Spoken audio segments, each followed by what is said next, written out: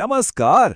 आज हम सीधे मुद्दे पर आते हैं और बात करते हैं भारत के सबसे जरूरी दस्तावेज की, हमारे संविधान की। ये वो किताब है जो ये तय करती है कि हमारा देश कैसे चलेगा और हमारे अधिकार क्या-क्या हैं। तो चलिए एक छोटे से सवाल जवाब के दौर से शुरू करते हैं। देखते हैं कि हम इस महान दस्तावेज को कितनी अच्छी तरह से समझते हैं। तैयार हैं? आज की हमारी बातचीत 4 हिस्सों में बटी है। पहले देखेंगे कि ये बना कैसे, फिर इसके पीछे की सोच क्या थी, इसके बाद ये सरकार को कैसे चलाता है और आखिर में ये वक्त के साथ कैसे बदलता है। तो सबसे पहले बात करते हैं इसके बनने की कहानी की।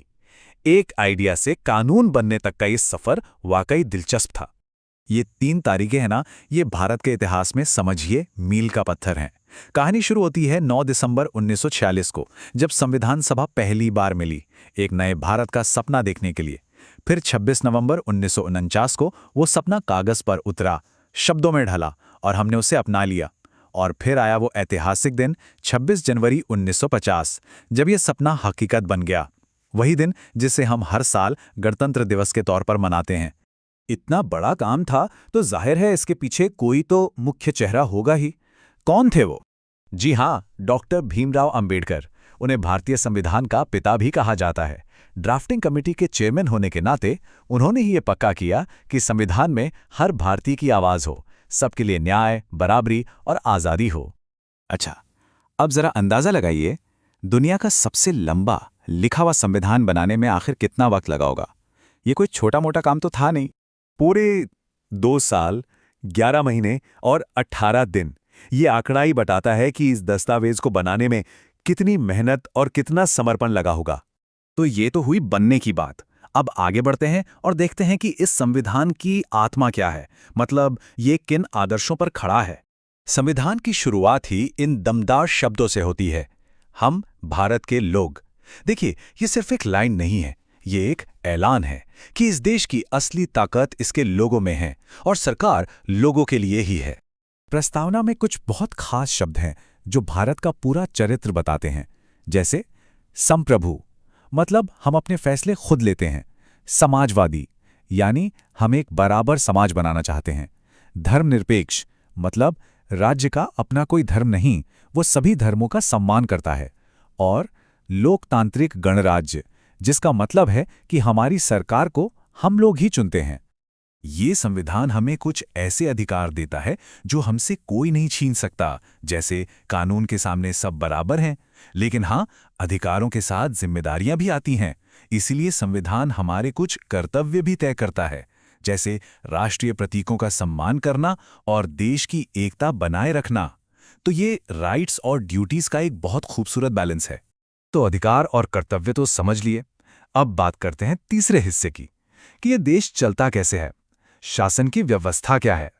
देखिए, न्याय व्यवस्था में सबसे ऊपर है सुप्रीम कोर्ट, जो नई दिल्ली में है। इसका काम सिर्फ कानूनों की व्याख्या करना नहीं है, बल्कि ये हमारे मौलिक अधिकारों का रक्षक, एक गार्जियन भी है। सरकार के अलग अलग अंगों का कार्यकाल भी बहुत सोच समझकर तय किया गया है, जैसे राष्ट्रपति और लोकसभा, जो सीधे जनता से जुड़े हैं, उनका कार्यकाल 5 साल का होता है। वहीं दूसरी तरफ राज्यसभा है, जो राज्यों का प्रतिनिधित्व करती है, उसके सदस्यों का कार्यकाल 6 साल का होता है। इससे ये एक स्थायी सदन बन जाता है और सिस्टम में एक स्थिरता बनी रहती है। चलिए, अब आते हैं सबसे दिलचस्प हिस्से पर। हमारा संविधान पत्थर की लकीर नहीं है, ये एक जीता जागता, समय के साथ बदलने वाला दस्तावेज है। तो सवाल ये है कि एक लिविंग डॉक्यूमेंट खुद को बदलता कैसे है? इसका जवाब है आर्टिकल 368 में। ये आर्टिकल हमें ताकत देता है कि जरूरत पड़ने पर हम संविधान में संशोधन, मतलब बदलाव कर सकें। इसके सबसे बड़े उदाहरण हैं 73वां और 74वां संशोधन, जिनके जरिए लोकतंत्र की ताकत गांव में पंचायतों और शहरों में नगरपालिकाओं तक पहुंची। एक और मजेदार बात, हमारे संविधान में कुल 12 अनुसूचियां या कहिए शेड्यूल्स हैं। इनमें कई जरूरी लिस्ट होती हैं, जैसे कौन सी सरकार किस मुद्दे पर कानून बनाएगी या हमारे देश में कितनी आधिकारिक भाषाएं हैं, ये सब इन्हीं में लिखा है। अच्छा, एक सवाल और उठता है, सब कुछ ठीक चल रहा हो तब तो ठीक है, लेकिन मुश्किल वक्त के लिए, जैसे किसी इमरजेंसी के लिए, क्या संविधान में कोई तैयारी है? जी हाँ, बिल्कुल। आर्टिकल 352, 356 और 360 में इमरजेंसी के लिए खास प्रावधान दिए गए हैं। ये देश की सुरक्षा और एकता बनाए रखने के लिए सरकार को कुछ असाधारण शक्तियां देते हैं। लेकिन साथ ही इस बात का भी ध्यान रखा गया है कि इन शक्तियों का गलत इस्तेमाल ना हो। तो कुल मिलाकर देखें तो हमारा संविधान एक बहुत मजबूत पेड़ की तरह है, जिसकी जड़ें तो बहुत गहरी और स्थिर हैं, लेकिन उसकी टहनियां लचीली हैं, जो वक्त के साथ नई दिशाओं में बढ़ सकती हैं। ये हमें स्थिरता भी देता है और आगे बढ़ने की गुंजाइश भी। तो आखिर में बस यही एक सवाल छोड़ जाते हैं कि अगर हमारा संविधान सच में एक लिविंग डॉक्यूमेंट है, एक जीता जागता दस्तावेज है, तो आने वाले कल की चुनौतियों और उम्मीदों के लिए ये खुद को कैसे बदलेगा? ये एक ऐसा सवाल है जो हम सबसे जुड़ा हुआ है।